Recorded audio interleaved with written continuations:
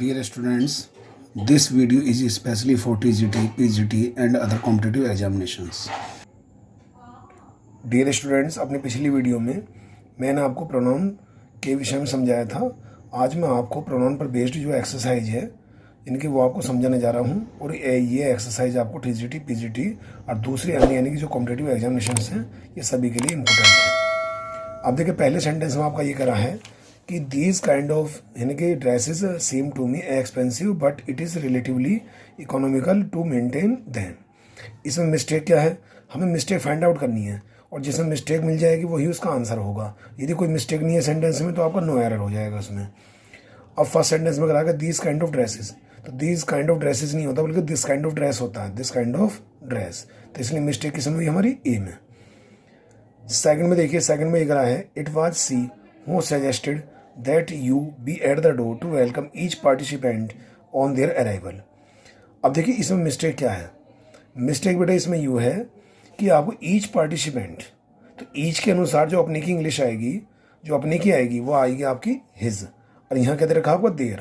तो मिस्टेक किस में हुई हमारी, डी में, यानी कि आपका ईच के साथ जो अपने की आएगी वो आएगी आपकी हिज, और यहाँ क्या दिया हुआ आपका देयर। तो मिस्टेक किस में हुई हमारी, डी में।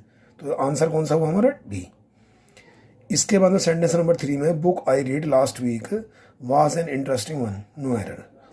अब देखिए इसमें मिस्टेक क्या है, यहाँ क्लोज आ रही है हमारी यानी कि एडजेक्टिव क्लोज।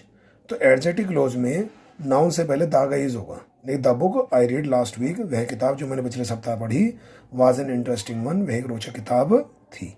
तो बुक से पहले क्या आएगा हमारा द, क्योंकि यहाँ क्लोज जो आ रही है आपकी एडजेक्टिव क्लोज आ रही है, और एडजेक्टिव क्लोज में क्या होता है कि नाउन से पहले आपका द का यूज होगा।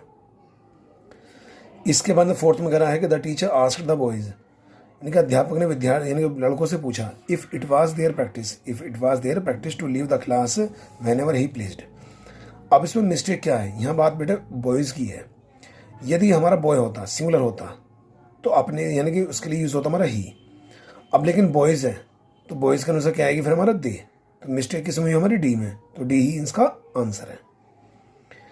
इसके बाद में सेंटेंस नंबर 5 में देखिए, each cigarette which a person smokes does some harm and eventually you may get a serious disease from its effects। इसमें मिस्टेक है कि each cigarette which a person smokes does some harm and eventually you। Mistake क्या है इसमें कि person के अनुसार जो प्रोनाउन आएगा वो आएगा आपका ही। पर्सन के अनुसार प्रोनाउन क्या आएगा आपका ही, लेकिन यहाँ क्या दिया हुआ आपका यू। तो यहाँ मिस्टेक हुई, इसमें मिस्टेक किसमें हुई हमारी, सी में। तो सी ही इसका आंसर है। इसके बाद देखिए फिर 6 में one should take advantage of opportunities to talk with native speakers if one wants to improve your English। इसमें मिस्टेक क्या है बेटा, देखिए वन के अनुसार जो अपनी क्या आती है वो आती है वन अपोस्ट्रोफी एस। अब इसमें क्या दिया हुआ हमारा योर, तो मिस्टेक किस में हमारी डी में। तो डी ही इसका आंसर है। ये ध्यान रखिए, वन के साथ में जो अपनी की आती है वो वन अपोस्ट्रोफी एस आती है, लेकिन यहाँ क्या दिया हुआ है हमारा योर। तो योर यानी कि योर नहीं आनी चाहिए। तो इसमें यानी कि आंसर किसमें कौन सा हुआ हमारा, डी। इसके बाद में देखिए 7 में the bus was hired by the ladies for its picnic. अब यहाँ बात आई है यानी कि लेडीज़ की। तो जब लेडीज़ यानी कि एक से ज़्यादा होगी, तो जब एक से ज़्यादा होगी फिर तो उसके लिए अपनी क्या आएगी फिर हमारा देयर, लेकिन यहाँ क्या दिया हुआ हमारा इट्स, तो गलत है ये। तो आंसर कौन सा हुआ हमारा, डी। 8 में देखिए, 8 में एक the hall is full there is no place for anyone else, no error. अब इसमें मिस्टेक क्या देखिए, जहाँ तक इसकी हॉल की बात है, तो हॉल की बात है तो उसके लिए हमारा प्लेस का नहीं बल्कि सीट का यूज़ होता है। किसका होता है बेटा, सीट।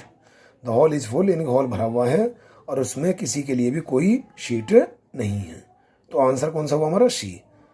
तो आपको मिस्टेक का पता लग गया कि हॉल के लिए हमारा सीट का यूज़ होता है, ना कि प्लेस का। इसके बाद देखिए 9 में how I wish it had been me whom you had chosen and not see, no error।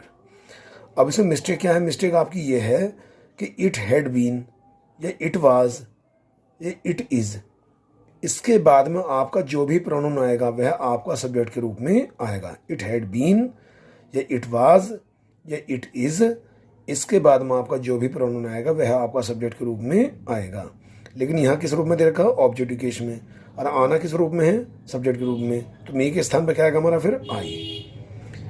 इसके बाद 10 में देखिए see is one of those persons whom I am sure always do their best even in the most trying circumstances.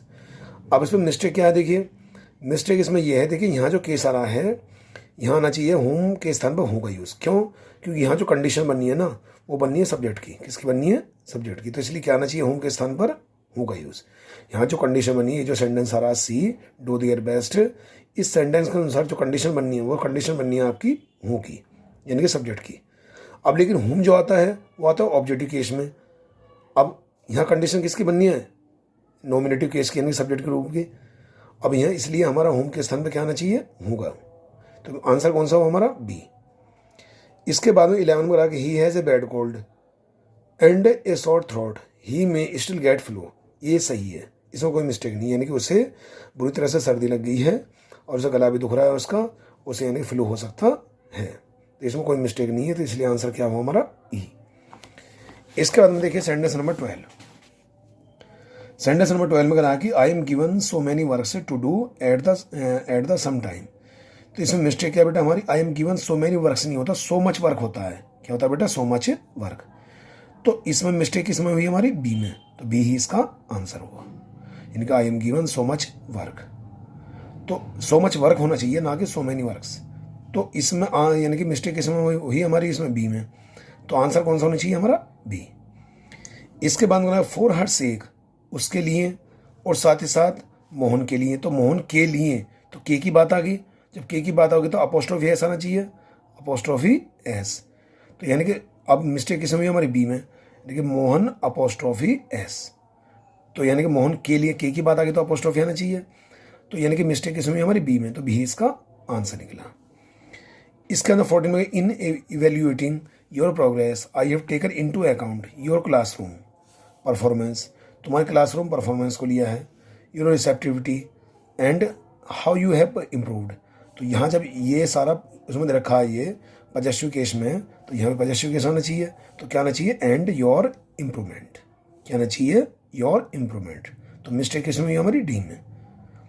तो इस sentence की condition के अनुसार, जो सेंटेंस की कंडीशन हमारी पीछे से चलती हुई आ रही है, इस सेंटेंस की कंडीशन के अनुसार हमारा आना चाहिए डी में, यानी कि योर इम्प्रूवमेंट, तो मिस्टेक किस में हुई हमारी डी में, तो डी ही इसका आंसर होगा।